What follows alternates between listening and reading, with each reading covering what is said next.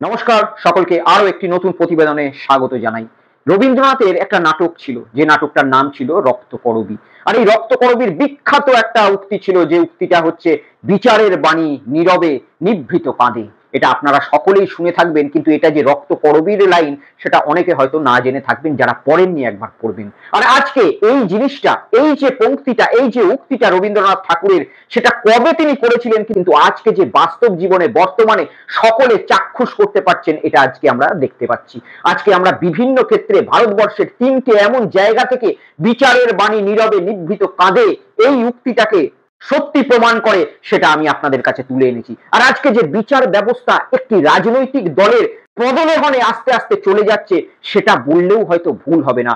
অনেকে হয়তো বলবেন যে বিচার ব্যবস্থার এগেনস্টে আঙুল তোলা ঠিক নয়, কিন্তু বিচার ব্যবস্থাও যদি খুব একটা নড়বড়ে হয়ে যায়, তখন আমাদের ভারতবর্ষের সংবিধান, আমাদের সেই গণতন্ত্র, আমাদের সেই কণ্ঠস্বর দেয়, যাতে আমরা সাধারণ মানুষের কাছে অন্তত সত্যটা প্রকাশ করতে পারি। আমি প্রথমেই আমাদের পশ্চিমবঙ্গ নিয়ে কথা বলি। পশ্চিমবঙ্গের কলকাতা হাইকোর্টের একজন স্বনামধন্য বিচারপতি, যার নাম অমৃতা সিনহা, আপনারা হয়তো সকলেই শুনে থাকবেন। গতকাল আমরা যে একটা রায় অমৃতা সিনহার দেখলাম, তাতে কিন্তু বলতে ইচ্ছা করছে যে বিচারের বাণী সত্যি নীরবে নিভৃতে কাঁদছে। কিসের ভিত্তিতে অমৃতা সিনহা গতকাল এই জাজমেন্ট দিলেন সেটা আমরা জানি না। মাননীয় হাইকোর্টের কাছে আমাদের একান্ত আবেদন যে এই ধরনের যদি জাজমেন্ট আস্তে আস্তে পাশ হয়, বিচার ব্যবস্থা কিভাবে সাধারণ মানুষের ভরসা পাবে। গতকাল কলকাতা হাইকোর্টে অমৃতা সিনহার এজলাসে নদিয়া জেলার একটি কেস উঠেছিল, অর্থাৎ সীমান্তবর্তী জায়গা হুডা দিগম্বপুর, যেটা বাংলাদেশ সীমান্তবর্তী এলাকা, সেখানকার কিছু বাসিন্দা কলকাতা হাইকোর্টে কেস করেছিল। এবং কলকাতা হাইকোর্টে কেস এই কারণেই করেছিল, তারা অভিযোগ করেছিল সেখানকার যারা স্থানীয় বিএসএফ কর্তারা রয়েছে, স্থানীয় বিএসএফ সৈন্যরা রয়েছে, তারা গোটা গ্রামের উপর অত্যাচার করছে। তাদের উপর অত্যাচার করা হচ্ছে শুধুমাত্র এই বলে যে তারা বাংলাদেশি, তাদের আধার কার্ড, ভোটার কার্ড এগুলো জাল, সেগুলো উদ্দেশ্য করে দফায় দফায় বিএসএফ তাদের গ্রামে গিয়ে তাদের উপর হেনস্থা করছে, অত্যাচার করছে। এই পরিস্থিতি থেকে মুক্তি পেতে সেখানকার গ্রামবাসীরা একত্রিত হয়ে কলকাতা হাইকোর্টের দ্বারস্থ হয়। এবং গতকাল এজলাসে যে ঘটনাটা উঠেছিল, সেই মামলাকেই কেন্দ্র করে সেখানকার গ্রামবাসীরা আবেদন করেছিল কলকাতা হাইকোর্টের কাছে, যাতে তাদের যে মামলাটা রয়েছে সেই মামলার শুনানি যাতে অত্যন্ত দ্রুত হয়। কারণ দিনের পর দিন বিএসএফ তাদের উপরে যে অত্যাচার করে চলেছে, সেই অত্যাচার তাদের আর সহ্য হচ্ছে না। কলকাতা হাইকোর্টের দ্বারস্থ হয়ে তারা বলছেন আমাদের মামলার দ্রুত শুনানি করুন। সেই আবেদনে তারা বিচারপতি অমৃতা সিনহার এজলাসে একটি পিটিশন করেছিলেন। সঙ্গে সঙ্গে বিচারপতি অমৃতা সিনহার কিছু উক্তি, এবং সেই উক্তি দেওয়ার পরে সঙ্গে সঙ্গে বিচারপতি অমৃতা সিনহা সেই মামলা খারিজ করে দেন। এবং খারিজ করে দিয়ে বিচারপতি অমৃতা সিনহা যে কথাগুলো বললেন, সেই কথাগুলো শোনার পরে মনে হবে যে একটা রাজনৈতিক ব্যক্তিত্ব বিচারপতির চেয়ারে বসে রয়েছেন। বিচারপতি অমৃতা সিনহা মহোদয়া, তিনি আবেদনকারীদের যিনি উকিল ছিলেন, তাদের আবেদন তো খারিজ করলেনই, এবং তাকে বললেন যে আপনার আবেদন শুনেই বোঝা যাচ্ছে যে এই দেশে আধার কার্ড জাল হচ্ছে এবং অবৈধ অনুপ্রবেশ চলছে। সাথে সাথে তিনি এও বললেন যে এই দেশে এত জায়গা দেওয়া যাবে না, এত মানুষকে, এমনিতেই জনসংখ্যা উপচে পড়ছে, এত মানুষকে এত জায়গা দেওয়া যাবে না, এবং বিএসএফ কখনো অত্যাচার করতে পারে না, আপনাদের অভিযোগ মিথ্যা। তিনি এই কথা বললেন তাদের আবেদন খারিজ করতে গিয়ে। এবার আমার এখানে চারটে প্রশ্ন থাকবে, যে চারটে প্রশ্ন সরাসরি এই যে আবেদন খারিজ হয়েছে, সেই আবেদন খারিজের যে উক্তি রয়েছে, সেই উক্তিকে কেন্দ্র করে আপনারা যদি মনে করেন যে আমার প্রশ্নগুলো কোথাও ভুল রয়েছে, আপনারা আমাকে কমেন্টসে জানাবেন। আমার প্রথম প্রশ্ন হচ্ছে, নিশ্চয়ই এদেশে একাধিক জায়গায় ভুয়ো আধার কার্ড বা ভুয়ো ভোটার কার্ড এগুলোকে তৈরি করে অনুপ্রবেশ চলছে, কিন্তু বিচারপতি যিনি ছিলেন তিনি এই কেসের জাজমেন্ট দিতে গিয়ে, এই কেসকে খারিজ করতে গিয়ে বললেন যে আপনার আবেদন শুনে বোঝা যাচ্ছে যে নিশ্চয়ই ভুয়ো আধার কার্ড তৈরি হচ্ছে। আমার প্রশ্ন যে বিচারপতি মহোদয়া তিনি কিভাবে জানলেন যে যারা তার এজলাসে আবেদন করেছেন তাদের মধ্যে ভুয়ো আধার কার্ড রয়েছে? তাদের ভুয়ো আধার কার্ডকে যাচাই করার জন্য তারা কি নির্দিষ্ট স্পেসিফিক কোনো তদন্তকারী সংস্থা দিয়ে সেগুলোকে তদন্ত করানো হয়েছিল?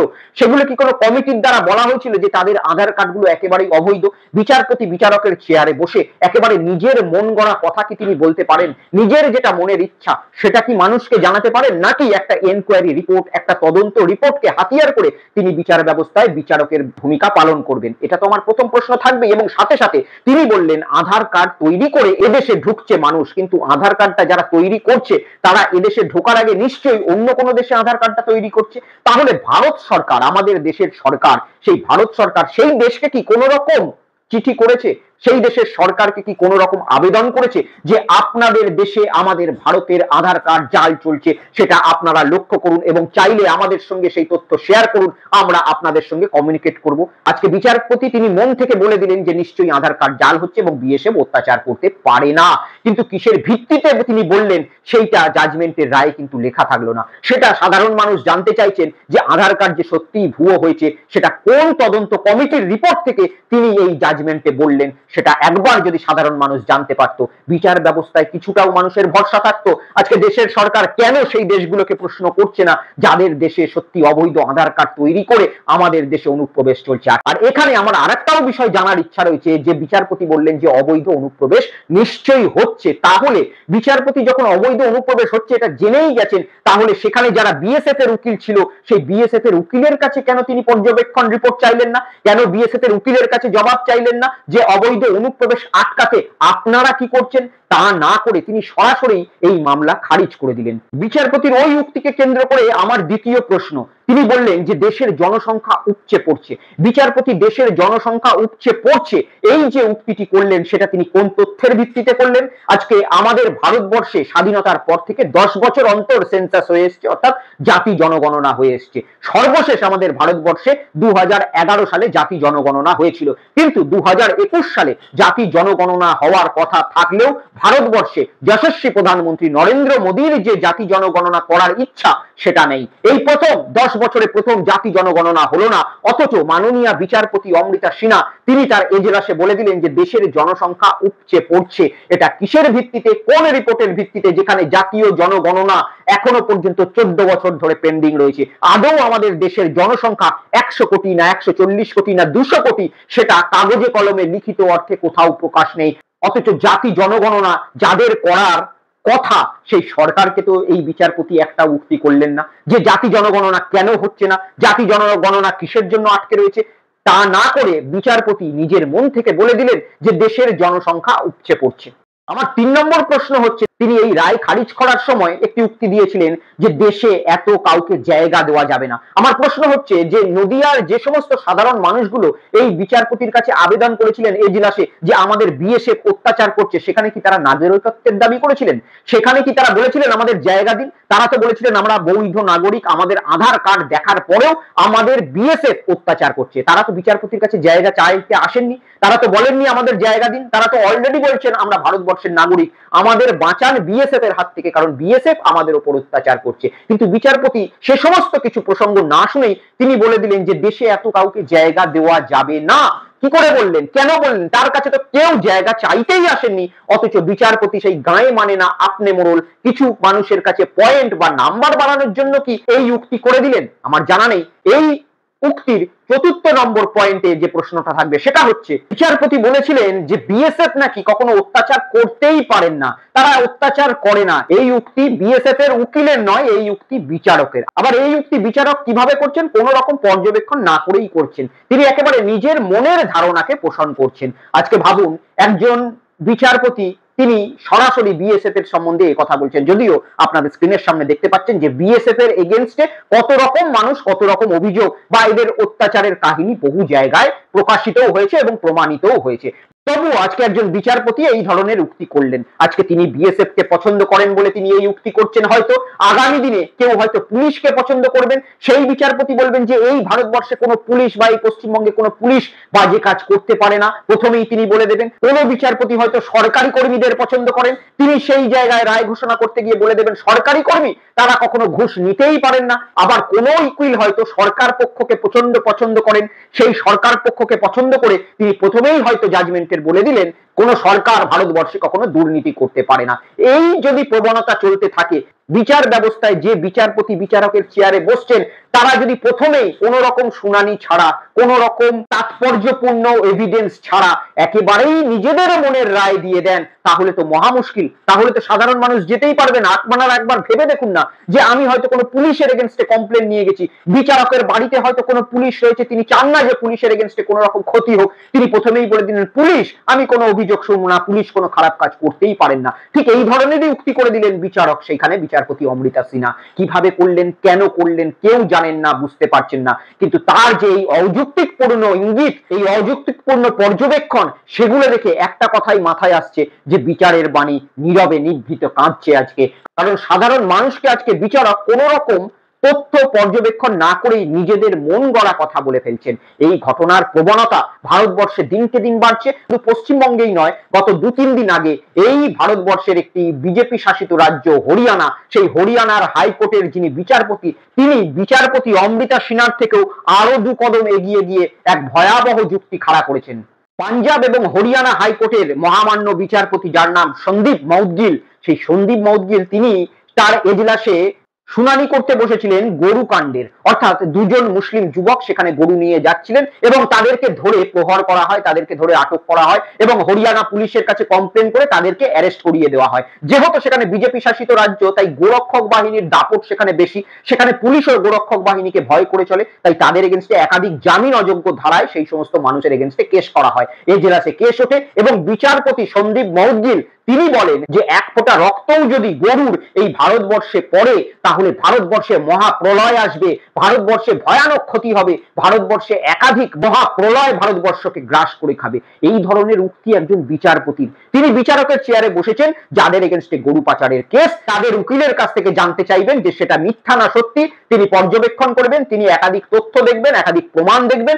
যদি দেখেন যে এই তথ্য ভুল, তাদেরকে বেকসুর খালাস করবেন। যদি দেখেন যে তারা গরু পাচারের সঙ্গে সত্যিই যুক্ত, তাদেরকে জামিন অযোগ্য ধারায় যেটা শাস্তি দেওয়া সেটা দেবেন। এটাই হচ্ছে বিচারকের কাজ, এটাই আমরা এতদিন জেনে এসেছি। কিন্তু আজকাল বিচারক নিজের মনের কথা উগলিয়ে দিচ্ছেন। তিনি শোনা যাচ্ছেন যে আরএসএস এর কথা বলছেন এবং আরএসএস ঘনিষ্ঠ সেই বিচারপতি, আরএসএস ঘনিষ্ঠ, তার জন্য তিনি আরএসএস এর উক্তি বিচারকের চেয়ারে বসে দিচ্ছেন যে ভারতবর্ষে এক ফোঁটা রক্ত গরুর যদি পড়ে তাহলে ভারতবর্ষে মহাপ্রলয় আসবে। এই কথা কোথায় লেখা রয়েছে? এই কথা আইনের বইয়ে বা সংবিধানে কোনো একটা জায়গায় যদি লেখা থাকতো তাহলে বিচারকের চেয়ারে বসে এটা শুনতে মানাতো। এই কথা কোনো ধর্মগুরু বলতে পারেন, কোনো ধর্মগুরু, হিন্দু ধর্মগুরু তারা বলতে পারেন, কিন্তু একজন বিচারক আজকে একজন হিন্দু ধর্মগুরুর মতো অন্ধবিশ্বাসকে ভারতবর্ষে ছড়িয়ে দেওয়ার জন্য নিজেদের জাহির করছেন। কিসের স্বার্থে?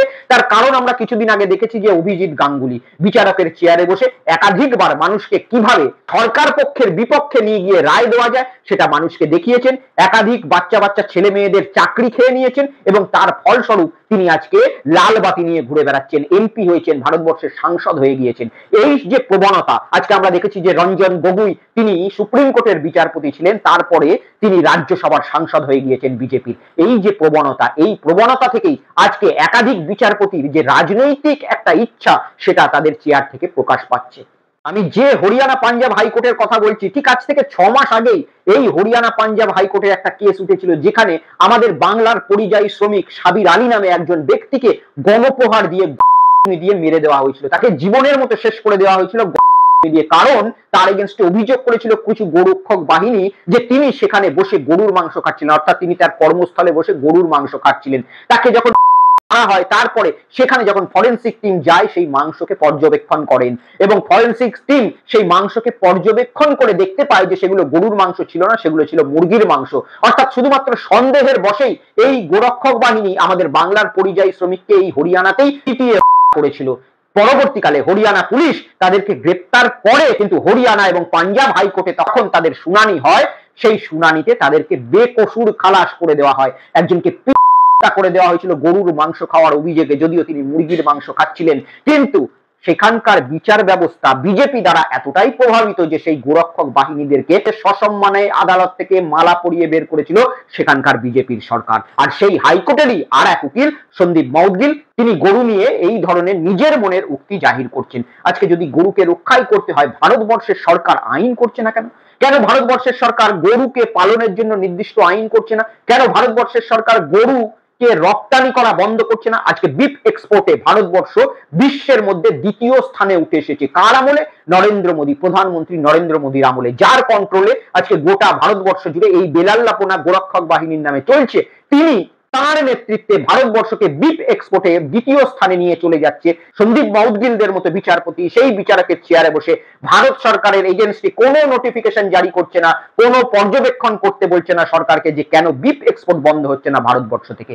এই ধরনের বিচার ব্যবস্থা আজকে আমাদের চোখে পড়ছে। আর এই হাইকোর্ট থেকে আপনাদের আমি নজর নিয়ে যাচ্ছি সুপ্রিম কোর্টের দিকে। গত পরশুদিন একটি খবর বেরোয় যে সুপ্রিম কোর্টের নতুন বিচারপতি নিযুক্ত হতে চলেছেন কে, আর সেই খবরে শোনা যাচ্ছে VM পাঞ্চলি নামে একজন ব্যক্তিকে সুপ্রিম কোর্টের প্রধান বিচারপতি নিযুক্ত করা হতে পারে আগামী 1.5 বছরের জন্য। তার নাম সাজেশন করা হচ্ছে সুপ্রিম কোর্টের বিচারপতি নিয়োগের জন্য যে প্যানেল থাকে সেই প্যানেল থেকে তার নাম সাজেশন করা হয়েছে, অর্থাৎ VM পাঞ্চলির। কিন্তু এই VM পাঞ্চলিকে নিযুক্ত করা, সুপ্রিম কোর্টের প্রধান বিচারপতি নিযুক্ত করার পথে বাধা হয়ে দাঁড়িয়েছেন একজন নাগারাথনা বলে উকিল। তিনি বলছেন যে এটা করা যাবে না, কারণ VM পাঞ্চলি নামে যিনি রয়েছেন তার সিনিয়রিটি রয়েছে 57 নম্বর। চিন্তা করুন, 57 নম্বর সিনিয়রিটি, অর্থাৎ তার আগে আরো 56 জন মহামান্য বিচারপতি রয়েছেন। কিন্তু সেই সমস্ত 56 জনকে টপকে ভারতবর্ষের সরকার অর্থাৎ সুপ্রিম কোর্ট প্যানেলের যারা রয়েছেন তারা চাইছেন যে এই 57 নম্বর ব্যক্তিকে সকল সিনিয়রিটি ব্রেক করে একেবারে প্রধান বিচারপতির চেয়ারে যাতে বসানো যায় আগামী 1.5 বছরের জন্য। কেন, প্রশ্নটা উঠছে কেন, কিন্তু এই কেনর উত্তর আপনারা খুঁজে পেয়ে যাবেন এর পরে আমি যে কথাটা বলবো। এই যে বিচারপতি VM পাঞ্চলিকে আজকে সুপ্রিম কোর্টে 1.5 বছরের জন্য বসানোর তদবিরতা চলছে, এই VM পাঞ্চলি একসময় গুজরাটের আদালতের প্রধান বিচারপতি ছিলেন। আর গুজরাটের আদালতের তিনি যখন প্রধান বিচারপতি ছিলেন সেই সময় রাহুল গান্ধীর একটা কেসে তিনি স্টে অর্ডারকে তুলে নিয়েছিলেন, যার জন্য রাহুল গান্ধীর যে সাংসদ পদ ছিল সেই সাংসদ পদটি খারিজ হয়ে গিয়েছিল। আপনারা সকলেই এই ঘটনা হয়তো জেনে থাকবেন যে রাহুল গান্ধী এর আগের টার্মে সাংসদ পদ খারিজ হয়ে গিয়েছিল। তার কারণ তিনি একটা উক্তি করেছিলেন, all thieves have Modi surname, অর্থাৎ সকল চোরেদেরই দেখছি এখন মোদি টাইটেল হচ্ছে। এই উক্তিটা করার জন্য হাইকোর্টে তার এগেইনস্টে মামলা হয় এবং হাইকোর্টে মামলা হওয়ার জন্য তিনি স্টেও পেয়েছিলেন। কিন্তু এই বিচারপতি গুজরাটের হাইকোর্টে যাওয়ার পরেই সেই স্টে খারিজ করে দেন, সেই স্টে তুলে নেন, যার জন্য তার সাংসদ পদটা চলে যায়। আর সেই বিচারপতি সম্ভবত আজকে হয়তো পুরস্কার পেতে চলেছেন, যার জন্য সুপ্রিম কোর্টে 56 জন সিনিয়র বিচারপতি থাকার সত্ত্বেও আজকে 57 নম্বরে যিনি রয়েছেন তাকে সবকিছু টপকে সমস্ত সিনিয়রিটি আইন কানুন ব্রেক করে সুপ্রিম কোর্টের আগামী 1.5 বছরের বিচারপতি করার জন্য উঠে পড়ে লেগেছে কিছু বিজেপির তাবেদারি এই সমস্ত প্যানেল। তাহলে এবার আপনারা ভাবুন যে সাধারণ মানুষ কোথায় যাবে? আজকে বড় বড় বিরোধী দলনেতা তাদের বাড়িতে এই ভোট নির্বাচন আসছে বলে ইডি সিবিআই ঢুকিয়ে দেওয়া হচ্ছে। কিছুদিন আগে আমরা দেখলাম তৃণমূল কংগ্রেসের জীবন কৃষ্ণ সাহার বাড়িতে ইডি গেল, আর আজকে আমরা দেখছি যে আম আদমি পার্টি, দিল্লির আম আদমি পার্টির এক নেতার বাড়িতে ইডি সিবিআই হানা দিয়েছে। আমাদের প্রশ্ন হচ্ছে, দেশে যত রকম দুর্নীতি, যত রকম কেলেঙ্কারি কি শুধু বিরোধী পক্ষের নেতা বা মন্ত্রী বা এমএলএ এমপিরাই করছে? বিজেপি শাসিত রাজ্যে কোন নেতা মন্ত্রী এমএলএ কোনো দুর্নীতি করছে না? এটা এক অবাক বিষয়। নাকি সকলকে বলছে আমরা ইডি সিবিআই পাঠাচ্ছি, তোমরা ওয়াশিং মেশিনে ঢোকো? যেভাবে শুভেন্দু অধিকারী ওয়াশিং মেশিনে ঢুকে পরিষ্কার হয়ে গেছেন, যেভাবে অজিত পাওয়ার, যেভাবে হেমন্ত বিশ্ব শর্মা ওয়াশিং মেশিনে ঢুকে পরিষ্কার হয়ে গেছে, সেইভাবে সকলকে আমন্ত্রণ করা হচ্ছে যে তোমরা ওয়াশিং মেশিনে চলে এসো, তোমরা পরিষ্কার হয়ে যাবে। তা না হলে বিভিন্ন ক্ষেত্রে আজকে যত বিরোধী দল রয়েছে তাদের নেতা এমএলএদের বাড়িতে ইডি সিবিআই যাচ্ছে, কিন্তু কোন বিজেপি শাসিত রাজ্যের নেতা যারা রয়েছে তাদের বাড়িতে ইডি সিবিআই এর দেখা নেই। এই সমস্ত যে প্রবণতা রয়েছে, এই প্রবণতাকে রক্ষা করবে কারা? রক্ষা করবে স্বয়ং আদালত। কারণ মানুষ বিশ্বাস করে যে সকল কিছু দুর্নীতিগ্রস্ত হতে পারলেও আদালত কখনো দুর্নীতিগ্রস্ত হতে পারে না। আজও যদি মানুষের মধ্যে কোনো ঝামেলা হয় তারা বলে তোকে কিন্তু আমি কোর্টে দেখে নেবো। তার কারণ হচ্ছে তারা সেই কোর্টটাকে এখনো পর্যন্ত বিশ্বাস করে, কিন্তু সেই কোর্টের বিশ্বাস আজকে চোখের সামনে কিভাবে ভেঙে যাচ্ছে, কিভাবে তাদের বিশ্বাস তলানিতে চলে যাচ্ছে, আমরা এই 3টে উদাহরণের মাধ্যমে আপনাদের দেখিয়ে দিলাম। আপনারাও পারলে এই ভিডিও আপনাদের পরিচিত জনদের শেয়ার করে বিচারের ব্যবস্থা কিভাবে নিভৃত কাঁদছে সেটা সাধারণ মানুষকে দেখান, এবং রবীন্দ্রনাথ ঠাকুর যেটা আগেকার দিনে বলে গিয়েছিলেন সেটা যে আজকে বাস্তবে প্রকাশ পাচ্ছে সেটা সাধারণ মানুষকে জানতে সাহায্য করুন। সকলে ভিডিও ভালো লাগলে চ্যানেলটাকে সাবস্ক্রাইব করে দেবেন, ভিডিওটাকে শেয়ার করে দেবেন। আবার দেখা হবে অন্য এক ভিডিওতে। ততক্ষণের জন্য জয় হিন্দ, জয় বাংলা, বন্দে মাতরম।